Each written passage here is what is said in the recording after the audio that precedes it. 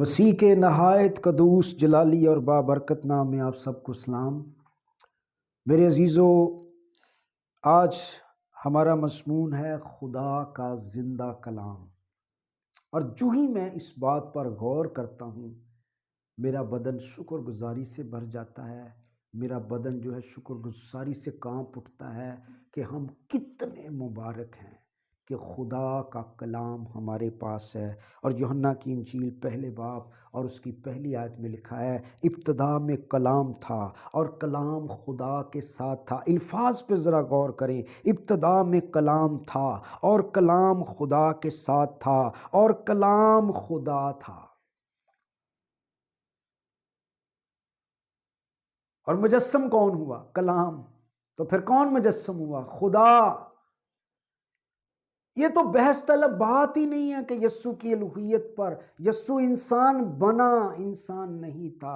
ابتدا میں کلام تھا، کلام خدا کے ساتھ تھا اور کلام خدا تھا، اور کلام مجسم ہوا۔ میرے عزیزو، یہ جو لکھا ہوا کلام ہے اس کی قدر کیجئے۔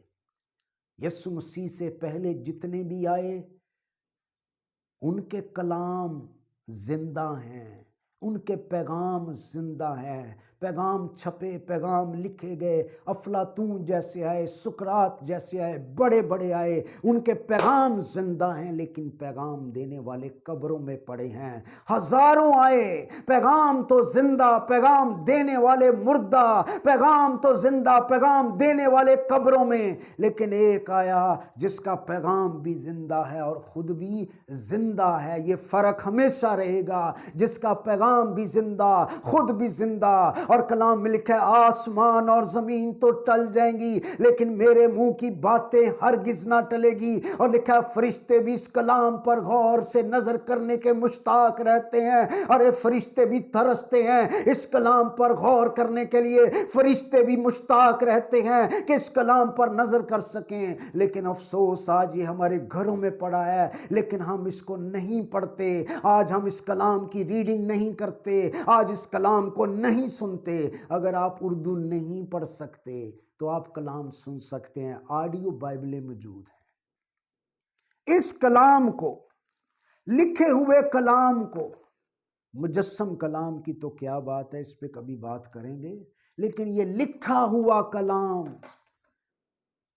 بادشاہوں نے، حکومتوں نے اس کو ختم کرنے کا ارادہ کیا۔ کئی بادشاہوں نے۔ یرمیہ نبی کے دور میں ایک بادشاہ اٹھا اور اس نے یرمیہ کا تمار جلا دیا، اور وہاں پر ابلیس کا پلان تھا کہ اس کلام کو ختم کر دے۔ آج وہ بادشاہ بھی ختم ہو گیا، آج ان کی حکومت بھی ختم ہو گئی، لیکن یرمیہ کی کتاب آج بھی ہمارے پاس موجود ہے۔ جتنے لوگوں نے ہمت باندھی اور کمر باندھی کہ اس کلام کو دنیا سے مٹا دیں، کئی دفعہ بائبلوں کو جلایا گیا بائبلوں کو ختم کرنے کے لیے، لیکن آج وہ حکومتیں بھی ختم ہو گئیں، آج وہ بادشاہتیں بھی ختم ہو گئیں، لیکن کلام آج بھی موجود ہے۔ آج دنیا میں سب سے زیادہ چھپنے والی کتاب بائبل مقدس ہے، آج دنیا میں سب سے زیادہ پڑھے جانے والی کتاب بائبل مقدس ہے، اور آج دنیا میں سب سے زیادہ خریدی جانے والی کتاب بائبل مقدس ہے۔ کلام خدا کا کلام ہے، اس کو نہ کوئی بدل سکتا ہے، نہ اس کو کوئی تبدیل کر سکتا ہے۔ آپ مجھے بتائیں میرے عزیزو، اردو کا حرف ہے بے، اس کی آواز ہے با، یعنی بے کے نیچے ایک نقطہ ہے۔ اور اگر آپ یہ کہیں کہ نہیں بھئی میں تو اوپر دو نقطے لگاؤں گا، آپ اوپر دو نقطے لگا کر تے، آپ کہیں یہ نہیں یہ بے ہے، آپ بے پڑھتے رہے، دنیا تے ہی پڑھے گی۔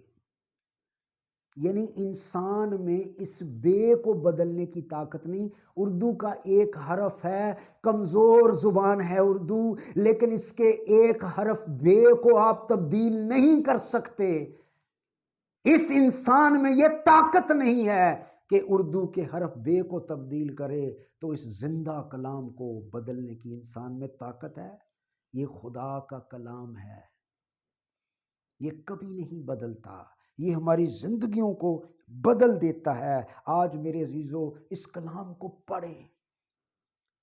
لکھا ہے اس نبوت کی کتاب کا پڑھنے والا، سننے والے اور عمل کرنے والے مبارک ہیں۔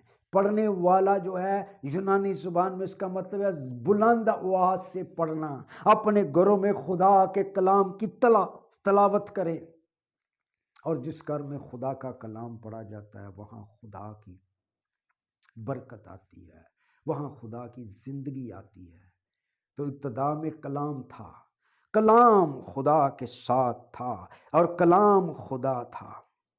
اور 14ویں آیت میں ہے اور کلام مجسم ہوا اور فضل اور سچائی سے معمور ہو کر ہمارے درمیان رہا، اور ہم نے اس کا ایسا جلال دیکھا جیسا باپ کے اکلوتے کا جلال۔ یہی کلام مجسم ہوا۔ یعنی اگر کوئی ہمارا بہت اچھا دوست ہو تو میں اس کے پاس کسی کو بھیجوں اور اسے کہوں کہ آپ میرا نام لینا اور وہ آپ کا یہ کام کر دے گا، یعنی میرے ریفرنس سے وہ آپ کی قدر کرے گا۔ لیکن اگر میں خود ہی چلا جاؤں تو پہلے یہ تھا کہ اس کے پیغام رساں آئے، نبی آئے، پیغمبر آئے، رسول آئے، لیکن آخر میں وہ خود ہی آیا۔ تو کتنی ہمیں قدر کرنی چاہیے۔ یوحنا اصطباغی کو کہا گیا عورتوں میں جتنے بھی پیدا ہوئے سب سے بڑا ہے۔ کیوں کہا بھئی؟ یوحنا ہی کو کیوں بڑا کہا؟ حالانکہ بڑے بڑے نبی آئے، موسیٰ جیسے، ایلیا جیسے، یرمیہ جیسے، لیکن ان سب نے یسوع کی نبوت کی تھی۔ یعنی انہوں نے کہا خداوند فرماتا ہے، خداوند فرماتا ہے، انہوں نے یسوع کی نبوت کی تھی۔ لیکن یوحنا اصطباغی وہ تھا جس نے یسوع کو آنکھوں سے دیکھ کر کہا وہ دیکھو خدا کا برہ جو جہان کے گناہ اٹھا لے جاتا ہے۔ اس نے یسوع کی صرف نبوت نہیں کی، اس نے یسوع کو اپنی آنکھوں سے دیکھا تھا اور دیکھ کر اشارہ کیا، مینشن کیا، بتایا کہ یہ خدا کا برہ جو جہان کا گناہ اٹھا لے جاتا ہے۔ تو میرے عزیزو کلام پڑھیں، کلام سنیں، کلام سیکھیں۔ خدا آپ سب کو برکت دے۔ میرے عزیزو ضرور اس کلام کو دوسروں تک شیئر کریں اور اس چینل کو سبسکرائب کریں تاکہ آپ کو ویڈیوز کا نوٹیفیکیشن مل سکے اور آپ خدا کا کلام سیکھ سکیں۔ خدا آپ سب کو برکت دے، آمین۔